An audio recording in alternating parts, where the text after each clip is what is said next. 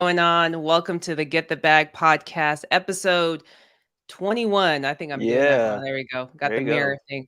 I'm your host, Gladia Castro. Got my co-host, Tim Park. Hey, what's up? Good morning, What's up? y'all. What's up? Just a quick reminder, guys, since this is a live show, please post your questions in the chat. I know with the guests we have on today, you're going to have a ton of questions. So Yes. let's get those questions going on. And don't forget to show some love. Subscribe to our channel, like our episode, plug in comments. It always helps with YouTube's algorithm. But today's episode is near and dear to our heart because we have somebody Mm-hmm. who is part of the fam. Yeah. Yeah. Gracious enough to hop on and drop gems for us today for the next hour. Uh, Busy schedule. He's part of the U fam. Shout out to the uh, U fam. We've talked about, how to start a business, but how do you actually run a successful business, let Mm-hmm. alone a seven-figure real estate business? Well, our host has done just that. Not too long ago, he was living at his parents' house, which is Mm-hmm. crazy. Now he's making seven figures wholesaling real estate. Let's welcome our guy, Eric Bryant, to the Get the Bag podcast. What's going on, bro? Going on? What's going on? Thanks for having me. I appreciate it. Thank you so much for joining us, man. Man, lots has happened the Yeah. last year, huh? Yeah, it's a lot. It's been a busy year. Yeah, man. Yeah, man. Well, can't wait to talk about it. So tell us a little bit about you. Yep. We know you because you're part of the U fam, but tell us kind of like your story. Yeah, so my name's Eric Bryant. I started out in real estate about 2019. And I was, working a full-time job. I was actually selling cars for a major transportation company. And just couldn't move up in the company. I was the hardest worker there and kind of felt unappreciated at that time, and couldn't move up. And I said, hey, I don't think this is for me. Right. And I'm, as me being just someone that's striving always to be number one and just move up higher, I really felt like I couldn't at that company. There was just a ceiling I really couldn't get past. There's a Mm. doorkeeper that had that key that I couldn't get in yet. And so, I had always knew it would be hard, but, and I just didn't know it was going to be that hard. I was like, hey, if I sell a lot of cars, they're going to, but, you just got to take a lot of things in consideration when working for, a huge company like that, especially, when you go to their corporate headquarters and you look around and, you don't see anybody that looks like you. Right. Right. Yeah. But that being said, they gave me a decision because I was starting to, pick up some business in my real estate. And they said, hey, you're either with us or you're against us. And, at first I was like, yeah, I'm with you, and I So went, they knew about your real estate stuff and they didn't like it. yeah, they knew about it. Oh, okay. They knew I had two things going on. And so they just kind of gave me like an ultimatum, like, hey, you're with us or you're against us. And at first, we're all scared. And I'm like, hey, I'm about to lose my job. Of course, I'm with you. Then I looked out the window. I was like, dang, this is like the answer that I asked God for. And he just gave me a vision. I walked back and Right. I said, nah, no, I can't do this. So, did that, quit, and then just kind of jumped full head on into real estate, and had a lot of moments where, I didn't have any money just because I was spending it all back into the business, and Mm-hmm. back and get a job, and then things kind of took off, just the ups and downs of business in general. And, you just, it's something you really got to deal with, ups and downs of business, because there's going to be some points where you don't have enough money, so it's going to be uncomfortable for you, but you really just have to get past that. And and here we are today. I just Here kept, you are now. I know, right? Seven-figure business. So yeah. when did you 2019 you started real estate. When did you like quit your job and when did you get started in the U? Like what's kind of the Mm-hmm. timeline there? So 2019, I quit my job. Let's see. Dang, that's such a long time. It's 2020. I know, right? Okay, so 2019, I quit my job. I had like some other mentors that kind of helped me get started. They gave me a boost. And as you can see throughout the whole time of me doing this, I've always had people teaching me Right. real little nugget for everybody out there. I've always had a teacher that helped me move it up to the next level. So 2019, I got a few deals. I think I closed like my first deal in August or July. I still remember it's off Pear Street in Newport News. I can't remember the exact number, but I still remember the exact house. And after that, I had just locked up 3 more, right? And then I think I met, when did I meet Chris? I think I met Chris around beginning of 2020 because it was COVID. You one of the OGs. Yeah. You're one of the first. Yeah, I was the first one. He first started. Class. I have a program for you. You know, you're doing this. I think you'd be a great fit. And I was like, man, I'm not really a rookie, man. I need something more advanced. And like, man, well, I got this one-on-one coaching program. It's this much, but you know, it's one-on-one. I was like, oh, okay, cool. You know, it's like right. The price, but I was like, cool, because I was just hungry for this, just to get ahead. And so I hopped in those programs. I think that was around middle of 2020, and right away we started doing deals, right? And then I went ahead with this coaching program the second time, and kind of scaled up a little bit more, got my processes and systems in place.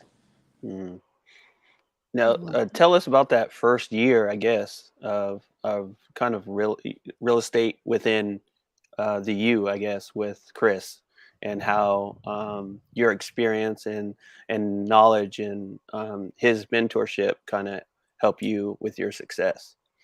Yeah, of course. Yeah, Chris is my guy. Like that first year, and here's the thing, like when he before I even joined like the first, like his actual the U, he had one class and he taught us how to do offers over the phone. I was like, right, and I had just hired like my first virtual assistant not too long ago, and then I started doing offers over the phone, and like that next month I had locked up like that month I had locked up like 5 or 6 deals. So I was like, holy crap, this stuff works. Like, fraction, you know, I hired more virtual assistants. Everything I was getting from business, I was putting it back in, right? And so, you know, from there, he's kind of just teaching me like the systems and processes, hiring, you know, how to negotiate with your buyers and things like that, just to kind of help me scale up to the level that I wanted to get, right? Which is because like in the beginning, you know, when I very first started, I think like a goal I had wrote down from the beginning is like, hey, I want to make 30K a month. I used to write that down every day. And then like after joining that program, I was making that, right? And I was like that. So it's kind of like it's manifested. But yeah, I just kept reinvesting pretty much in my business to get to this point. Right. So what was how is your business structured now versus when, you know, you kind of got it clicked for you with Chris? Like how would you say you have a team of cold callers, I'm assuming, but what is it that has taken your business from like, okay, yeah, 30K to like, you know, 7-figure business? What's some things that you implemented that has made a huge difference? Hiring out for one. You gotta delegate. You can do it by yourself. It's gonna be hard, but you can't. You know, so if you have a team, so just hiring out, having those different team members, and then just kind of like putting processes and systems into place for those team members, making sure that they have like a guideline to go by. Really, is probably one of the biggest things I've taken away. So, like in our business, for each department, we have a process and a system, right? You can go our files, you can see this is how to train the cold caller, right? This is the script the cold caller uses. This is how you set the expectation for the cold callers through their SMART goals, right? And each one of those things implemented. So we have the dispositions, we have it written out, and then we have a video of what we do, right? Okay, if it's this type of property, these are the buyers that you send it to. It goes If it's this type of property, it goes down this pipeline, right? And so Mm. pretty much just having an actual business and building systems and processes that make it easier for your team. Right. Right. Right. And And you're that's some of the treating it stuff. more Oh, like, go ahead. Go ahead, Tim. My bad. Got the no. internet I lag. was just gonna ask is like how, like you treated it more like a business, not like a side hustle or Right. anything like that, and that transition of your mind is like, okay, I had to put these systems in place. So if you remove yourself from the equation, the business will still run because you have people in place to do that, right? Right. So you can concentrate on more building the business instead of running the, basically doing the day-to-day work of the business, right? Exactly. And how I did that, right, was each time I started feeling overwhelmed in one area, I would say, okay, it's time for me to hire this person now. Mm, Right. So when I was doing just cold calling by myself and I had too many follow-ups to do, I said, okay, I need to hire someone to do cold calling. Yep. Right. After I had too many appointments and things like that, I said, I can't go and take pictures of all these houses. I got to hire someone to take pictures while I talk to them on the phone. Right. Yeah. mm-hmm. I got too many leads. Now I have leads slipping through the cracks. I'm like, okay, I have too many leads. I have to hire an acquisition agent. Right. And then after we have so many deals going in through disposition and I'm missing certain buyers that I know I could have gotten more for, I say, okay, Mm-hmm. I got to hire someone to do dispositions because I need to fire myself from it. Because if I was looking outside from in and I seen the stuff that I was doing, I would have fired myself. Right. Mm. So I have to hire as, the task just becomes more overwhelming for me. Right. Yeah, I think a lot of people don't. It's not sexy to talk about process and delegating, and that probably took a lot of work and time, but obviously it was worth it because you can't. And I think this is something that's perceived like when you start into like a business or whatever, is like, when do I hire? People just want to hire right away because they don't like doing it, but that's not really how it works. You have to have some sort of process or system before you can fire yourself, right? So, Mm-hmm. um, people a lot of times just want to rush into it. Like, what do you recommend for people starting out? Like, do you recommend they close a few deals and then hire? Like, what was it for you? You mentioned like, okay, I got to the point where it got too much, then I delegated. But like, what was the budget, or how many deals did you close where you felt comfortable, like money wise, right? Like investing into like employees or contractors. Um, you kind of cut out the last part of my. I had to take Oh, it my off. bad. No, that's my bad. You said, what was it for me? I had to close a few deals in the hire, like, Yeah, like what do you recommend to other people like who are kind of in the limbo stage of hiring out? A lot of times people rush to hire a VA before they even have a system set up, right? What do you recommend in terms of budget or whatever to be like, okay, I need to hire a VA. I'm ready to hire a VA. right. First, you need to know how to actually do it yourself, right? Mm-hmm. And this is what I tell people, especially the people that we sell, we get cold callers. We have a cold calling business that we help people get cold callers. So this is why I always tell my people to, let them know, like, hey, have you done any deals yourself yet? Have you actually been on the phone? Because if you haven't been on the phone, you can't train somebody for something that you don't even know how to handle yourself, Right. right? Right. Want to make sure that you've done that part of the business and you understand it and you understand the hard things that come with it before you can teach somebody else, right? So that's one thing. The other thing is, I always, let's say, if I'm bringing somebody on, I want to make sure I have at least 3 months worth of that person's paycheck, or 4 months, Mm, to be comfortable, because you Right. go down. You want to make sure you have that money set aside for them, so it's not tight on you, right? You don't Mm-hmm. want, and you only have so much. You want to at least probably have 3 months worth set aside to make sure you're taking care of them. Because again, whenever you hire somebody, you really just you're especially a virtual assistant, you're taking care of that person's family. You know, yeah. Mm-hmm. they're counting on you to provide for them, right? There's Mm-hmm. my business where I didn't even pay myself. I pay my people before Right. I myself, because they're my responsibility now. Right. Right? I always made sure that I had that money set aside for them just in case anything went south. Mm. Yeah, that's a gem That's right there. good. Yeah, that's a real gem right there. Um, And oh, go ahead. no, go ahead. Go ahead. No, I was gonna mention. So you've taken yourself out of the business to start your cold call come. Let's talk about that because I know Mm-hmm. you got wait list, you got people knocking at your door like, hey, I need cold callers, I need VAs. Like, tell me about what obviously you found a need. Like, what? Tell us about that process. Like, because once you free up time, then you're like, all right, how else can I make money? Right? I'm assuming. Right. Yeah. So once you free up time and you find the process, it's a lot easier for you to go out and do a few other things. But don't get me wrong, like I'm still heavily involved in my wholesale business, just this other business since I figured out how to do processes and systems. That, Mm. and it doesn't need my attention as much. I figured out how to automate it. Once I automate it, they just ask me things that, hey, they have certain questions about. I text them. I probably spend about, I don't know, maybe an hour in that business a week because it's on autopilot. Right. Mm-hmm. So good. And again, another thing that's key in this is you have to have a great team. Like, I can't stress that enough. You have to have a great team and have to have that environment for them to be in. Because without a great Mm-hmm.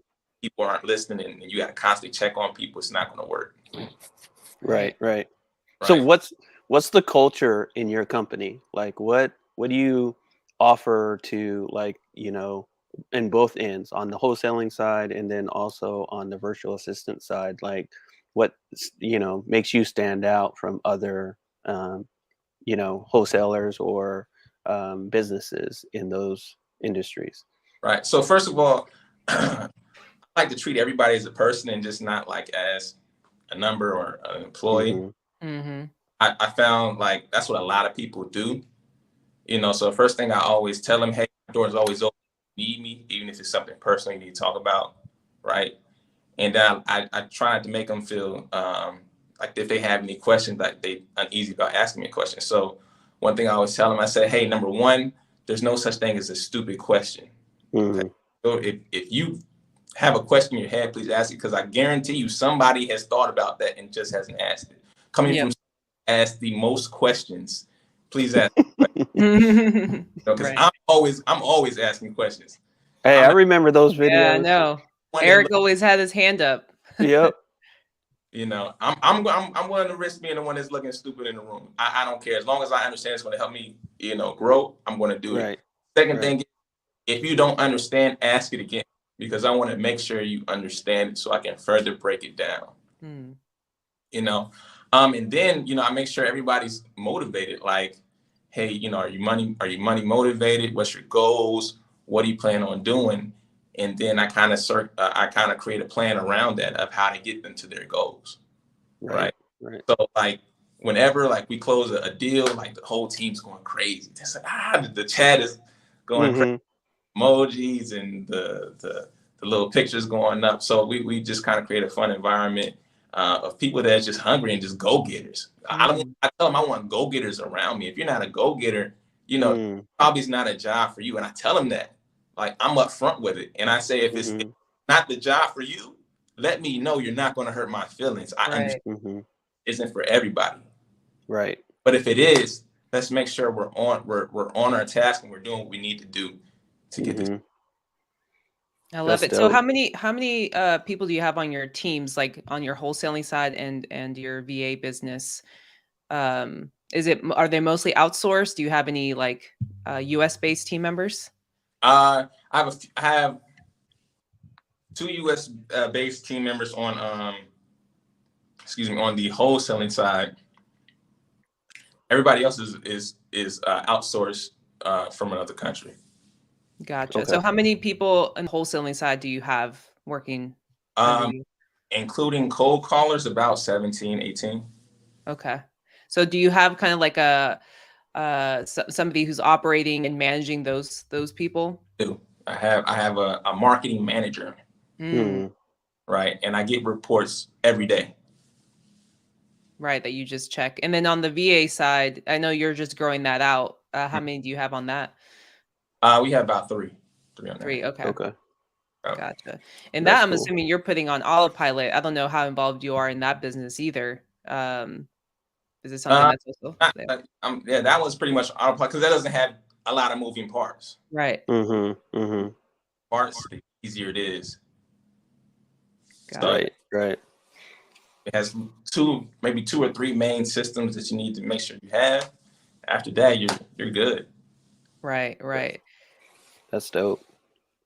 What sort of things are you doing now though? Like I know I've seen you doing like getting into masterminds. Like you said, like every part of your journey, you have a mentor or somebody teaching you. Like what things are you doing now to challenge yourself? Because that's one of the hard things, right? Of being a business owner is being complacent or getting to a point where it's like, all right, I've reached 7 figures. Like what's kind of the next step, the next challenge for Eric in getting better? Right. So right now I have a challenge with myself. Like we're trying to do 7 figures in 90 days. And we're not seeing that goal as well. And I told him what we need to do to hit that. And it's really like pushing me to be focused and consistently change a lot of things in my business at a fast pace and push out a lot more money, getting really uncomfortable, spending more than I'm used to. Right. And trying different things out. Some things are working, some things aren't. And so it's just really just kind of put me in a different zone of focus as far as doing those things. So that's how I'm also challenging myself, just trying to keep myself on edge. And then I tell the team too, I'm like, hey, I let them know the goals. This is what we're trying to do. This is what we need to do to accomplish that.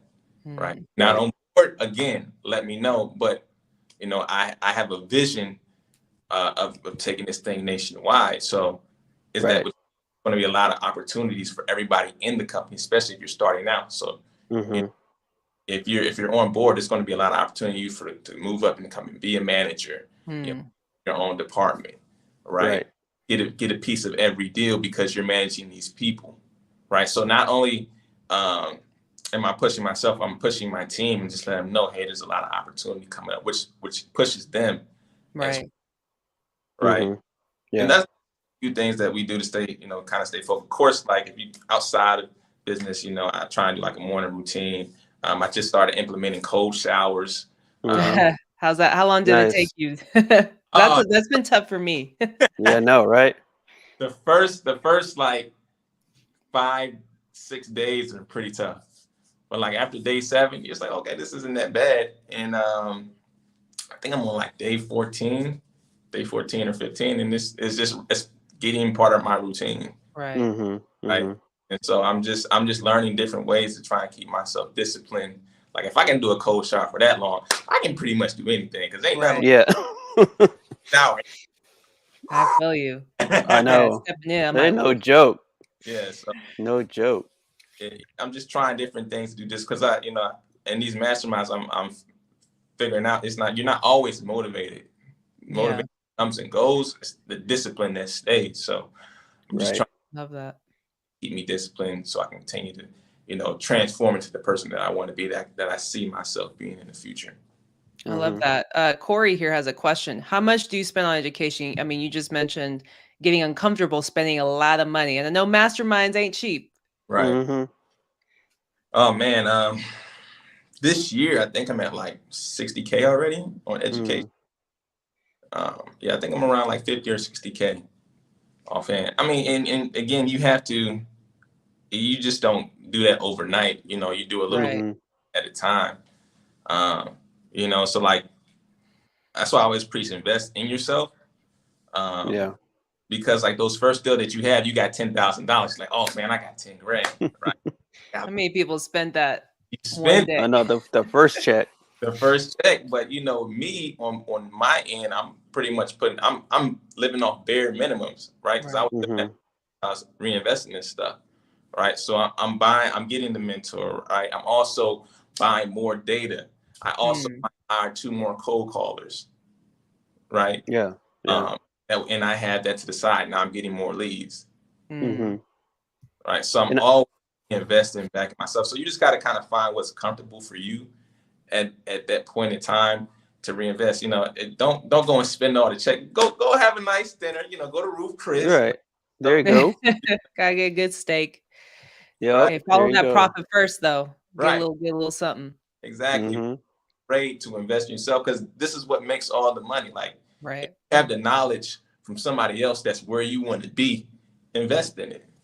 Mm-hmm. Mm-hmm. Know And what that, they miss out on this have yeah, and take you a lot further. yeah.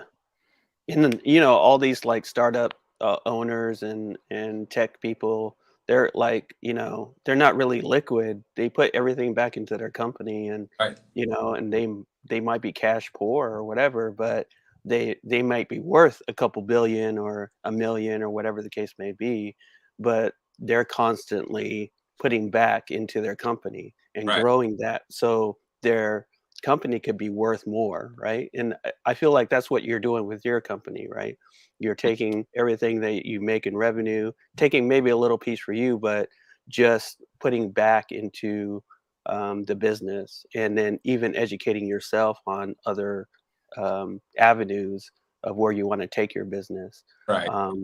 Especially on the wholesaling side, like, are you getting into other real estate avenues as well, or you're just strictly going into wholesaling,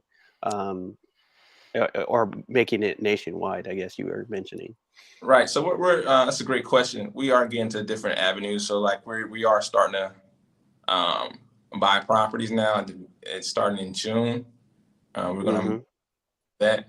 So here's a little tip for everybody. Once you start becoming cash heavy and you're liquid, Yep. I'm coming for you. Okay. Right. So you got to find a different vehicle that's going to give you a heavy tax deductions, and real estate is one of the best ones. I didn't do that last year, so I'm paying the price. Yep. So I learned my lesson last year, Yep. and I'm not going to have that happen to me this year. Yeah. Right. So, You got that yeah. accountant, I bet. CPA, you got all that I lined up, know. I bet. right, exactly. Take. This year we're like we are actual cash buyers, end buyers at that, because we are buying real estate. So we're trying to build a rental portfolio. Love Mm-hmm. it. What markets are you? I know. Are you just in a single market? I know you mentioned nationwide. Like, how many markets are you in right now, and where are you buying? So Mm-hmm. people listening can hit Yeah, you for the up. viewers out there, I mean, listeners. we can buy any and everywhere. Like I did deals in Baltimore. That's not really my main market, but I had a lady that was like, hey, I have this house in Baltimore. I need to get it off my hands. And I have systems where we can pull cash buyers from pretty much anywhere and get that. So although Baltimore is not my market, it's an easy phone call to get that property. So as you grow in your business, you'll figure out how to do things. So virtually, really, if I can do a deal any and everywhere now, Mm-hmm. right? But our main market, of course, where I'm at is in Atlanta. We still do a few deals in Virginia. It's not one of our bigger markets, but we still do a few in there. North Carolina, pretty much all of North Carolina, all the markets there, Greensboro, Raleigh, Durham, Charlotte areas, all of Florida. And then we're stepping out into the Midwest. So we're pulling some markets out there. That's dope. That's I dope. love that. I think this month we probably should add about about 3 more markets we're trying to add. Love it. And that's what happens when you have things on autopilot. Like, you can just copy paste, right, from one market to the next. Right. And that's how you scale. I guess we have a few questions here. Oh yeah. Let's see. Let's break it down. Let's go. We got A66 Millhouse. Do you recommend starting an LLC first? I'm assuming this is maybe wholesaling. Yeah. You don't have to be honest with you. It's good if you do, but if you're not doing it on like a major scale, it's not really necessary. The good thing about LLCs is they're great for tax deductions. Yeah. Right. So when you start spending your money on marketing and things like that, they're awesome vehicles for tax deductions. So if you want to go ahead and capture those tax deductions up front, because you can honestly, you're not doing any deals, but you're spending money, you can honestly take a loss on your taxes. That's what I did my first year. Yep. I have the 9 to 5. I was like, I make too much money I need to like throw it somewhere. And Right. it makes a huge difference. Does. But no, Yeah. definitely do your research and due diligence in terms of like where you want, like, depending on where you're at. Tim, you're usually pretty good with the LLC Yeah. structure. Yeah. I have right now I have a holding company, and then the holding company owns my other LLCs. Oh, yeah. But as soon as I, take down some more property, then I'm going to turn that into a trust that owns the LLC, right? Right. So so everything's under an umbrella. But that just helps with, the taxes and all of that as well too. So I just know, taking um, advantage of the depreciation when you're owning the asset is just going to be crucial in, saving some money on taxes as well. So Yep. especially when we get into multi-unit and stuff like that too. So Yeah. And I think the more money you make, the more you try to get creative, right? How to avoid taxes. That's how the right. rich keep getting richer or become wealthy, right? Is, Hmm. and, we talk about Donald Trump, however you feel about him. I need his accountant I do. For because real. that guy finds ways, man. I'm like, and people just, and it's the financial literacy too. Like people don't understand, Hmm. like we can all do that. Like you got to just own some assets. So I love that. I love that you're doing that. Oh, we got a good amount of questions. I Corey, love it. do you own any rentals now? If so, how did you get into your first property and what did that process look like? That's a Oh good. wow, this is actually a very interesting story. So my first rental uh, was actually a duplex, and I bought it on an FHA loan. Mm. Oh, nice. Dope. Where at? It was in Newport News. Okay, Mm, Virginia. So for all of you all who don't know, you can buy up to 4 units on an FHA loan, Yep. mm-hmm. and Yep. only, I think it's 3 or 5% down. I can't remember, but just Yeah. thinking about 3.5. Yeah. Yep. yeah, you have anywhere from 2 to 4 units with only 3 or to 5% down. They say you just have to live in you have to live in one unit. Hmm. Live, Right. okay. Yep. Um, Exactly. so make sure do your research on that. But I mean, make sure that just abide by those rules. You take it down, and I didn't get that. Could you try again? serious. Siri's like, I don't I understand don't. Sorry. How he took advantage of house hacking a little bit. Right. Right. Yeah, you can buy your first property on an FHA loan, and rent it out. That Was this an on market or off market? was on Yeah. market. And Okay. Yeah. you have to do it off market, Right. because you're only putting that low amount down. Mm. Right. Love that. Right. Love that. All right. Oh, I love that people are asking some questions. What has been your biggest obstacle in your business? Oh man, I mean, it's different stages. You have different obstacles. Is one, finding good people. That's always going Mm, to be difficult. But yeah. right now, I have I have great leaders in my team. Like to be honest, right now, like my team is super solid. We're just looking to expand it and get more good people, and find Hmm. more other good people, solid people. That's probably it's definitely one. Another obstacle is just dealing with the down moments in business. Like Mm, Mm, we'll have some moments. Like one time, I thought I was going to have to go back and get a job, or or whatever. I didn't think it was going to work, and then mm, all of a sudden everything just started to fall. And so just mainly just dealing with like the tough stuff that comes along with the business. You really got to be mentally strong, because it's a lot of stuff that can go yeah. wrong. You could right. like, oh man, Yeah. Um, so you really just have to be mentally strong with that. So then, like not having enough money and not getting enough deal flow, um, to do the things that I want, you know, that was probably another big hurdle when I was first starting out, and just being consistent, mainly with every Mm, Mm, deals, um, especially with everything always consistently changing. Like this is real estate in our business is one of the main business where things are always changing at a fast rate, hmm. Hmm. and adjust. Right. that's a bar No, right there. that I love that because we're constantly, telling people that, consistency, there's going to be you have to have a certain mindset, and I think all the things that you went through, and you built a 7-figure business, right? So just knowing that you went through that same thing is gonna, I think, help listeners and viewers just to understand that, you went through exactly what they're going through maybe Right right now now. as Yeah. they're building their business, and it's not something that's new, right? It's, I think, every business owner in real estate or wholesaling goes through these highs and lows and difficult situation. Being an entrepreneur isn't easy, right? That's why not a lot of people do it. Was it And 90% or something, right, yeah, Tim? yeah, like that first year, What? don't make it. Yeah, I mean, that's a great point, Tim. Like, you gotta be built for this. Like, Yeah, want to invest money in yourself. Although you don't have money, you got to take risks.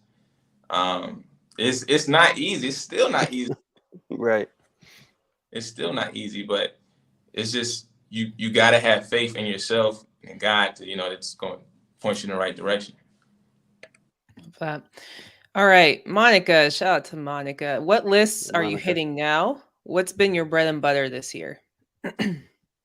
That's a great question, Monica. We hit pretty much every list you can think of, from absentee to free and clear, tax delinquent, vacant, probate, owner occupied. If you name a list, we hit it. We don't discriminate against lists. Just every list. You just got to find them. Got it. That's it. Yeah, to be honest, like, we get deals from every list. We're in so many markets, we just pull a massive, really just absentee list. Yeah. Now, I will say that my bread and butter list, like when I was starting out, was driving for dollars. Every Yep. weekend, I used to take 3 hours on Saturday and Sunday. I used to get up at the crack of dawn, like 5:36, go out and drive for at least 3 to 4 hours and get 50, 60 try and aim for at least 50, 60 properties those days, and then I would call them. And so my bread and butter at that time, when I was starting out, was definitely driving for dollars. We racked up. I used to just drive through the hood and look for Right. take pictures. Right. You want to stay in that car. Yeah, I know exactly. Because if you're driving, when I was driving, I know nobody's out at 5, 6 in the morning. Everybody sleeps. So I'm Right. Right, You're all right. good. pictures, right? That's funny. That's hilarious. And that's a good tip for anybody starting out, or maybe it's on like they don't have the money to buy like a big list. Just go out there and drive. For the most part, everybody has a car. Like, or if you drive Uber, Uber Eats, Lyft, like use those opportunities to find properties. Like, there's really no excuse. And I don't think it matters what list you have, as long as you're hitting it, you're consistent with it, marketing it. Yeah. But driving for dollars, that's definitely the go-to. And Right. note on that, the miles that you drive are tax deductible. Just get Mile IQ Right. app. There you go. Log when you're driving, so at the end of the year you can write those miles off.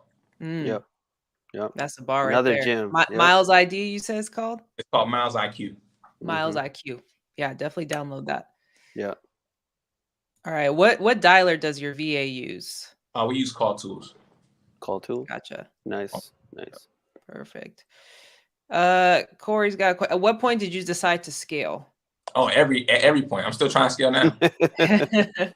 We like, hey, that's a bar right there. Right. Yeah, like every Always. time. So let's just say, who's that? Coriel. Corey. Right. So this Coriel, let's say you hit a big lick, right? You get like $15,000, $20,000, right? Have fun with it, like I said. Hey, you might want like a little getaway, staycation, or a little vacation. Spend a couple $100, come back, but the rest of that money, I'm scaling up. I'm taking it and I'm scaling up. I love that. One tip I've learned is, like, after you close every deal, you should find a way to automate somewhere in your business. Every deal you close, because you can't keep doing the same thing you did. Like, you want to repeat the same process in getting a deal, but you should always find a way to step out of your business. So that's a tip that I learned that was like, it's so simple when you think about it, but you're like, oh yeah, like, how can I automate it? So especially once you get the money. All right. What are your thoughts on a VA that's very good in being an acquisitions person too? So maybe like a VA that does a little bit of this and that, maybe? Right. So that's an excellent question. Just make sure that they've been on the call long enough to understand the business, like they've done cold calling, and then just add a few extra things to their script, like add a few details, maybe put in the software, see how they handle it. Maybe have them do a couple different objections, right? When they're getting more of these details before they hand it off, right? Because that's how I started off my first virtual assistant. I gave him just a little bit more each time. And then he's like, I would listen to calls like, oh man, he built a great rapport. I don't even want to come in and mess this up. Right. Offer, right? And then there's a good thing about my call tools. We have this thing called whisper mode, right? Yep. That talk to them while they're live on the phone. Messing up or the seller saying something, you could whisper to them, hey, this is what you say. Tell her da-da-da-da. Tell them da-da-da. And they can do it and locked up. And that's pretty much how I was training my people. I was training them on whisper mode. I could hear them through the calls and I could guide them live, do it live on the calls. Yeah, I think that's an underrated feature that people do not use enough. I certainly haven't used it enough. Is with VAs, it's like you're training them. You have to constantly be like, how can you improve? You have to that's a good be question. on alert in terms of like listening to their calls every day, training them every day, because they're not going to get better if you're just like, all right, here's a dialer. But the whisper mode, that I don't know how many people use that, but that's an underrated feature right there, where it's like you're literally guiding your VA to close deals that you did. So I'm assuming you have somebody else kind of doing that now. Is that part of your process too for like new VAs? Right now, like we don't really have time to do the whisper mode, but we just pull calls and we'll role play them. Gotcha. Got it. Because do it live, you got to sit there, you got to wait for it. Right. On. Right. You just pull calls and listen to the few of the long calls that they had and then do it. So you would suggest whisper mode for someone that is just hired a VA and they're managing that particular VA and coaching them up to the caliber that they want for their business. Is that correct? If you don't have a huge team and you're just starting out and you want to focus on that person, you can really implant a lot of seeds into that person and make them a superstar. Right. They can, once they become that acquisition, they can just become like your leader for your cold call team or whatever. You know, they know how to, if they can become an acquisition, they can pretty much show everybody else how to do the simplest things, which is simple thing, which is cold call, because you're not extracting that much information. Right. So I would say you could do that, or you could pull their calls and listen to them and do a live role play. Love it. That's all right. cool. Chris has a question. What type of financing did you primarily use to get started? And do you now have a preferred way of financing your deals? So I know you got an FHA for that first deal, or maybe they mean for getting started in your business. Not sure. Yeah. Chris, this is Chris Robbins. I think I know Chris Robbins. This is the right one I'm thinking about. What's up, man? Financing, I mean, for my first deal, when I did my rental property, I did an FHA. But if we're talking wholesaling, that came out of right pocket. Right. Right pocket. And I just used my own money. I wasn't really a fan of actually,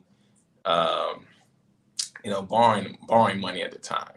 No, wait, I take that back, because when I first got started, I had used all my money to rehab my house, and I didn't have any money. And so in order to buy a mentor, I did take out a loan from a bank. So again, I had no money. I just spent it all on myself. I said, hey, someone can teach me, I just got to find the right pay back. Yeah.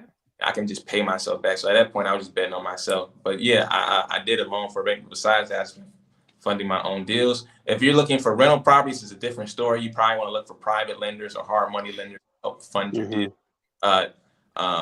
And those lenders are going to fund the deal as long as it makes sense on paper. Private money lenders or hard money deals if we're talking about rental properties. Love it. Have you done owner finance deals? If so, how much capital did you feel comfortable in doing creative financing? Oh, yeah, I got 2 creative financing, and I didn't put anything down for them.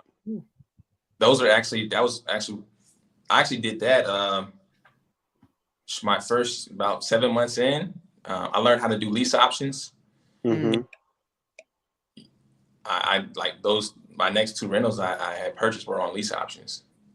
So That's a play right there, where you It kind of is. ease yourself from any Mm-hmm. responsibility. It's up to whoever. I know Chris has done that a lot. You probably learned that from. yeah. Yeah. Because his is structured different. Mine's is structured for like a 2-year, 3-year exit. Mm-hmm. Yeah. And it's on the same purchase agreement. You just lay out the terms on that purchase agreement, Exactly. correct? Yeah. Yeah, there's a terms page. So we have a terms page, and we did that. There's a lot of different ways to do that, but that's how we did Okay. it. Cool. Love it. Omar got a question. Do you have to buy cars under your real estate LLC to get the tax deduction for vehicles over 6,000 pounds? No. That's like for an SUV. Yeah, I don't think so. I'm not an accountant, so I really can't. But I didn't buy my car under my LLC name, which I probably can buy my next one under my LLC name. But I'm not an accountant. But as far as the write-offs that we're doing, yeah, I'm still writing it off. Awesome. Arion, what's going on, man? What advice can Yeah, you what's give on up? protecting your deals from shady cash buyers? You got to really just filter your buyers when you talk to them, right? And first of all, I always ask the buyer if he has, here's a question that you always can ask your buyers, right? So, hey, if I sell you a deal, Mr. Buyer, and you make $100,000 on that deal, are you happy, right? And he's going to, of course, say, yeah. I said, would it make you feel any different if I made $150,000 on that deal? Because that's a good question. And if he's quiet and he gets a little uncomfortable, you probably shouldn't be doing business with him. Mm-hmm. Right? Or ask him, hey, do you have any objections to how much money I make on my deals, because our spreads are bigger than a lot of other people. Yeah. I'm straightforward with it. If they feel uncomfortable with it, then they're not going to be on my buyers list. Yeah. And I think that's another thing, is that a lot of wholesalers don't question their buyers or interview their buyers and ask them the right questions, because we are so excited to get a buyer to say yes that we're not doing the proper due diligence Or on the negotiate. buyer and negotiate with the buyer too. So yeah. Got to make sure you do your due diligence on the buyer and ask him questions. Ask him about past deals he's done. Have him give you addresses. If he has any problem giving you addresses, he's probably not a real cash buyer. He might be a wholesaler, right? So Daisy Chain, they're out there for sure. All right, Alfonso. Everyone's afraid into pulling the trigger and buying their first property. What helped you get over the hump? Taxes. That's crazy. All these good questions. Really just taking the risk. Like even that first deal, I lost tons of money. I lost like 30,000 on that duplex I bought because I didn't have the proper resources, and I didn't. So you just got to take the risk and do your due diligence. Make sure you understand what's going on, because everything's a risk, but you want to have calculated risk. Yep. There you go. Love that. Yeah, I love all these questions. August got a question. Do you suggest starting out in multiple markets or just one? I'll start in your own backyard. Ain't nothing like starting in your own backyard. That's how I did it. I know other people that started in backyards and still were successful. But if you're like in a pretty decent sized market, or I would just start right there. That way you know what's going on in your area. Yeah. Love it. Yeah, my first deal was in Cali. So, and they say Cali is a competitive market, but you just gotta keep on going and keep doing it. So, yeah, exactly. Fran, what's up, Fran? What's the most successful way you locate the owners when driving for dollars? I've used Deal Machine on my end. That as you're driving, you can just like, you see a house, you just click it. It's really easy. And then you have a dashboard where it'll show like the owner's name, and then you can pull that list and skip trace. But do you use Deal Machine, or did you use Deal Machine, Eric? There's a cheaper app that was like $10 or $12. I can't remember the name of it. Yeah, I know PropStream has one too. I don't know how good it is. Yeah. I have never used it, but I think that comes with part of your subscription. So Yeah. those are the way to use it. Cool. Where are you skip tracing data? Oh, I liquidskiptracing.com. If you use the code ELITE, I think it's like 10 cents a skip. That's where we skip trace data. So it's liquidskiptracing.com. And we use the code ELITE, and it gets 10 cents. We skip trace. We actually just sent them 70,000. We got to pull another 30, but we're sending them 70,000 records today. Love it. That's awesome. What did you find most difficult when you were trying to scale, and how did you overcome that? Really just going into markets that I didn't understand. Trial and error. You make sure you understand what's going on and where you messed up on each call, maybe the comps you messed up, maybe the different areas, what areas are hot, what areas aren't. That also the people, right? Making sure you have the right people, getting the systems in place to monitor those people. It's always going to be scaling itself it's a challenge. Like we're challenge, you can see I'm challenging now. Right. But it's just like you just try so many. You got to be right once. So that's it. Try a bunch of stuff. Being right. It's all trial, test and trial, trial and error. Learn from it. Hey, don't work, throw out the window. Next idea. Right. Just don't spend too long on that idea. I love that. Absolutely. I think it's all about challenging yourself too, because I mean, for all the audience here, I mean, you're running a 7-figure business and taking it further, and you still run into challenges. So don't think like, all right, once I get here, I'll be set. No, you're going to run into different set of problems. You want to run into problems. That's something we talked about last week. The more problems you run into, like that means you're heading in the right direction. So just kind of have those expectations. Like I'm going to run into some shit and I got to solve some problems, and you move on to the next. You nailed it. Absolutely. All right. What's the best CRM to use, or which CRM do you use? White Iverson's asking. We use Podio. We have a custom built Podio. It's not the best. It gets the job done. It does the job. Yeah.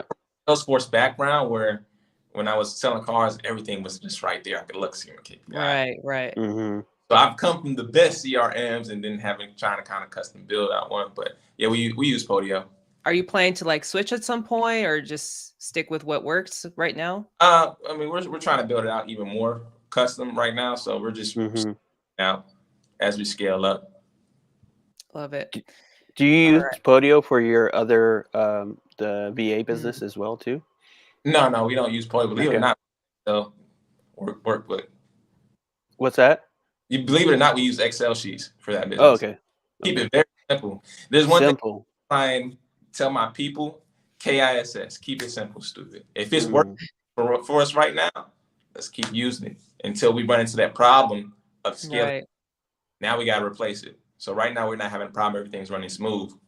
But when we start scaling up, that's probably going to be a problem. We have to swap out. Yeah, that's a really good point. I think people starting out too think like, oh, I have to get all these systems set in place. It's like, no, just get a list. You can work out of Excel, make calls, close a deal. And then, like I said, once you close a deal, find ways to automate. It's like, keep it as simple as long as you can until, like you said, run into some hurdles and then you have to fix it. So I love that. Omar mentioned, how do you deal with sellers that don't want you to wholesale their property and then you double close? Oh, do you double close in that sense? Yeah, I double close. And here's a gem, Omar. They don't have to know you wholesaling it. Just tell them you're closing in a different LLC. Right. Like, hey, this is the LLC. Hey, heads up, this is the LLC we're using. They put the funds in this LLC. Yep. So they can fund. We can have funds to rehab our property. Yep. For the other one, right? And that's how you just got to put it that way to them. Love it. So good. Man, those are all the questions. That's like the most questions. Thank you guys so much for your questions. We got some time here, but what's kind of next for Eric? Like, I think we did talk about, what you're struggling with, what you're working on, but what's kind of your 2022 goals and like maybe your 5-year, 10-year goal? Like, what's kind of like your long-term vision for you? long-term vision, we're trying to scale this up to where we can do deals nationwide. Mm-hmm. We want to be in markets in the Southeast, Northeast, Midwest, West Coast. So we want to be everywhere, and scale up to about 40 deals a month. I would say is the ultimate goal for that. And that just takes a lot of moving pieces, a lot, people and sections of the business, and that's our goal. And what I try and do to condense your goals, everybody, is like you have that big goal, figure out the things you need to do, and try and do it within that year. So that's good. Break it up into quarters. Mm-hmm. But this quarter we need to hire this many people. Okay, now we need to hire this many people in this quarter, and just kind of fix it. It might not always go as you plan, but you might get that one quarter where everything just pops off. Mm-hmm. Right. Next year, right? First half of the year, we was doing okay. We was gaining some traction, but second half of the year, everything just popped off. Just hit all. Like we had systems going, everything's going. So I would say that's mainly the goal. Do some things for my family, make sure they're good. My parents, they definitely played a big role in helping me out this far. As I stayed with them when I really didn't have anything. So, I want to make sure. Yeah.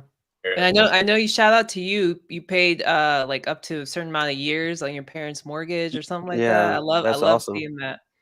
Me too. So, I want to just continue to bless them because they blessed me the whole life. Very thankful for my parents. Without them, I definitely wouldn't be where I'm at, Mm-hmm. Love that. That's what it's all about. All right. We got a few more questions and then we'll start wrapping it up. Monica says, where do you pull your list from? Batch, prop streams, any other companies? I'm gonna say county, maybe. Yeah. We pull it. We usually use PropStream and List Source. So okay. Yeah, List Source is a good one. Yeah, List Source is good. Cool. How many deals per month are you closing consistently now? We're at this year. We're probably right about, I would say about 8 to 10 right now. We kind of slowed down. We had someone quit, or a few people quit at the beginning of the quarter, and you got to find those people. Right. Mm-hmm. Yep. And so we had some things, and I'm being very transparent with you all. Like this stuff, you have your ups and you have your downs, right? Right. Last quarter wasn't as good as our fourth quarter, but we're getting back to it. And we're getting back to those regular quarters. And I think that's why I wanted to mainly document like what I'm doing, because everybody shows all the glamour wins. Yeah. It's not all sweet. No, it's not. Then you win, So, but hey, you just got to scale back up, Right. Love it. That's it. And to get those deals closed, how many offers are you making per week? Oh man, I don't have to look at the KPIs. Hella. Love it. Crap ton. Make as many offers as you can. Right. Something's gonna stick. All right. This is a good one for new ones. White Iverson coming through. Do you get nervous when canceling a contract? That's a good one for people starting out. Tell me about when you canceled your first contract. Like, how nervous were you? First one is very nerve-wracking. Whatever. Okay. Yeah. I mean, this is what you gotta think to yourself, Iverson. Did you do your best in trying to sell that property and do all your due diligence? And if not, just say, hey, Mr. Seller, Mr. Pool on this one, or Mr. Shot on this one. Everything. This typically doesn't happen, but things didn't work out as we planned, and we didn't get the funding for the property, and unfortunately, contract. Right. Yeah, as long as you have the contract set up where your due diligence period and you cancel it before then. I also like to set expectations when I get it under contract with the seller and being like, hey, we have our due diligence period, but unless anything is missing or whatever you told me is not true, then we may need to reevaluate the price then. So it's kind of just framing it up so like they're not shocked when you have to cancel. It makes it a little bit easier, but Absolutely. I mean, it's under the contract, you can cancel. Yeah, that's awesome. You have your and get your contracts read over by attorney if you're unsure. Right. Protect yourself. 100%. 100%. Definitely. Yeah. Definitely. Hey, I don't think people do that enough. I know, right? They need to. One question I had was like, you get reports from your marketing manager, right? What's the main metric that you look at first? How many leads we got in? Hmm. Just leads. Every person's first thing I look at is like every one of our calls should be generating 2 to 3 leads, right? Got it. Right. If they're not, you gotta have a conversation with them, right? Right. If the whole team isn't getting those 2, 3 leads, I gotta pull more data. So when the lead flow is going down, that means we've been pounding the list a lot, and we need to refresh the list. It's my experience when I see the whole team's down, I think, okay, we haven't pulled this in 2 months or this month, because we usually that can last for at least 2-3 months. Got it. So that's 1,000 at a time. That list is going to last you a long time if you're hitting. Right. You always want to do on that note too is swap your numbers out. We try and swap our numbers out, like if not every week, depending on how many calls you have, at minimum once a week. But if you have a lot of callers, at least every like 3 or 4 days, swap them out. That's good. Getting new people, or you're getting new people that have that may not have picked up the first time because of that number. That's a gem right there. Yeah. I know some people like call themselves on that number to check if it's spam. There's different ways too to see if it does come back as spam. Last minute question, best way to find the best buyers. You say you have a system or like a platform that you use to find buyers. But what's one thing you recommend for people kind of starting out or as they're building their list? That's a good question. So for one, I'll give you a couple good ones. There's 3 of them. So you can go on Zillow, look in the area, and look at all of the newly rehabbed properties that are for sale. Get in contact with those realtors. Tell the realtors what you do. Yeah, you probably pay them a percent and let them know that, like, hey, we will pay your realtor fees. It's no issue. But the realtors can get your properties sold fast. Little do they know. Little do you know. Like when we're starting out, I saw like realtors because if they have one investor, it's most likely they have a couple other ones too that they know. Property. Second thing I did was drive for buyers. So while I was driving for dollars, I also was driving for buyers. Because if I seen someone working on a house with one of those big dumpsters out front, I would pull over in my car and I would talk to them. And if the main guy's not there, I would let them know, hey, we got some projects we're working on the street. Maybe he'd be interested. Can I get your number? That way you guys can have some more work. And they're going to give you his number and just strike up a conversation with him. So driving for buyers. And then prop stream. So you want to just was it prop stream? No, it was list source. Do all the cash sales and buy that list in the area. So you want to look at all of the cash buyers. You want to do equity 99 to 100, 101%. That way you see all the and you have to do it within a year. So 99, 101%. Do that within a year. So let's say 2021. And do it for the areas you want it, and it's going to give you a list of everybody that bought cash. You can do it as individual. You can do it by individual. If you want to do it by business, you can do it by business. If you do it by business, just make sure you have the tools to properly skip trace them. Which the business lookup is. There's one called Open Corporates. Open Corporates. Yeah. Right. So. Love it. Yeah, I've kind of done that hack too, but through PropStream, where I'll just pull, I'll go by the list of cash buyers in my specific zip code if I have it locked up in that area. And then if it's LLCs, I'll just look up like by corporates that own over 10 plus properties or maybe 50 plus properties. So I know it's gearing towards maybe a hedge fund. And then out of those LLCs that bought a property just like the one I have locked up, I'll just give them a call. Just research them on Open Corporates. A lot of times they have websites. So I'll just email them or call their acquisitions department and then get right through. So that's also another simple way for those that do have PropStream. But I love that driving for buyers. I think a lot of people don't do that. That's a huge gem right there. Yep. Yeah. Kill two birds with one stone. You know, you got that Absolutely. property, get dumpster.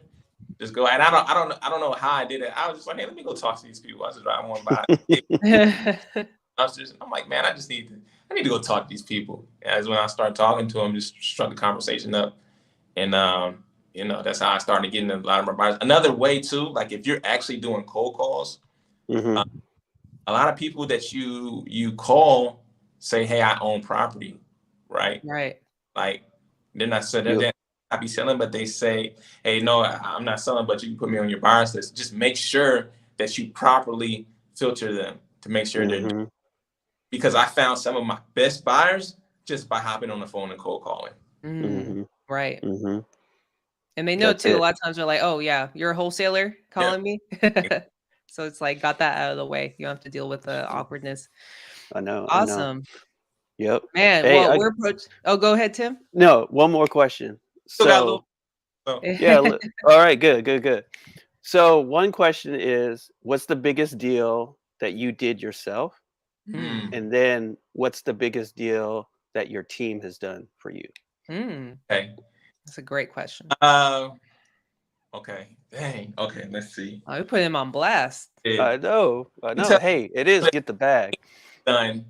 Because we did that. We did that not too long ago. So it was two properties side by side from each other, and they both were 70K spreads. No, 80K spreads. 80K spreads. So he had two properties side by side, 80K spreads. So that deal itself was $160,000.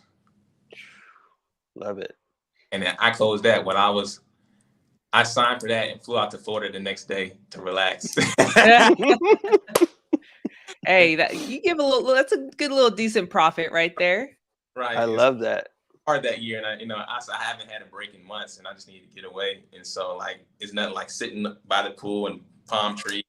Yes, you need to take care of self-care. You know, sometimes you need a little reset. I know if I'm closing a deal, like a big deal out of state, I'm flying out there. Like, you know, if it's a good juicy one, I'm there. You got to. So that deal that my team has done, I think the biggest deal that I personally did when I was cold calling, I don't know if I did a lot of deals by myself. I want to say 20, it was either like 20 or 25K. So when I biggest deal I did for myself. That's what's awesome. up. Love it. I love that. Well, it's been real, Eric. Before you go, I want you to leave the audience with something today. But while you think about that, appreciate everybody who's on. Yeah, appreciate you. Been on the chat. I love all the questions.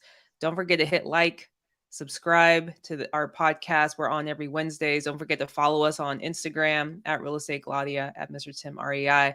And of course, our special guest, Eric at JetSetE_. Yep.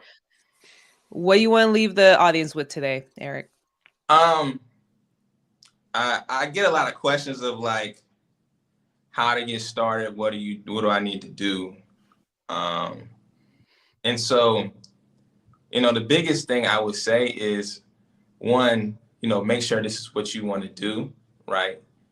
And you have to go in there with like the utmost certainty that you can get it done.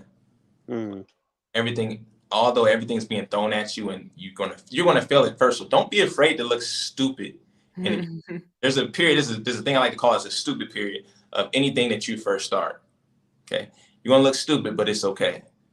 Okay, so don't be afraid to look stupid. 2, don't be afraid to take risk. Okay, take a risk, but don't be afraid to take risk. And 3, bet on yourself. Always bet on yourself. Invest in yourself, because, you know, if I could do it again, I probably would have spent more money on myself, because it could have gotten further and further. Because the more I learn, the more things I can do, and the further ahead I become, or I get. Right. So always invest in yourself. Love it. Hey, we want to get to the point we can spend $100K on ourselves on education. I know, right? That's where we want to be. Yeah, exactly. That's what we're aiming for this year. So just get that 100K education, because, not only are you affecting yourself, you're affecting everybody around. Your team's going to grow. They're going to get a better life. I remember one of my guys said he just bought a Mustang. He sounded so happy. He's been on his vacation. So it means a lot to me when I can do these That's things. great. Yeah. For my team, and then, for my parents, make sure you just have that why to keep you going. Why when things get bad, just, okay, this is my what I got to keep, whether your kids, your parents, your family, your spouse, your significant other. Make sure you always have that front of mind, because you're going to need something to push you. And sometimes materialistic things just don't cut it. So you gotta have that why. Keep it there by That's you. what's up. Hey, go ahead and plug your VA business, man. Go ahead and Right. Yeah, we do have a go ask question him. here where to find your VAs, but hey, VAs. hit up Eric. So it's Very- you can the link is actually on my Instagram at jetset_, or you can type in coldcallerselite.com. Coldcallerselite.com. We specialize in finding great virtual assistants. I think I just put a post of how they sound, and they pretty much don't have any accent. They speak Spanish. So I mean, we just not too long ago we closed a 43K deal because my VA spoke Spanish, and instant rapport. Right. Love it. Love it. So and our motto is, if we don't hire them, I mean, if we can't hire, we're not going to refer them to you. There's some people that passed up on VAs where we slide right. I think someone passed up on one earlier this year, and we just hired him, and he got us a contract already. Wow. Hey.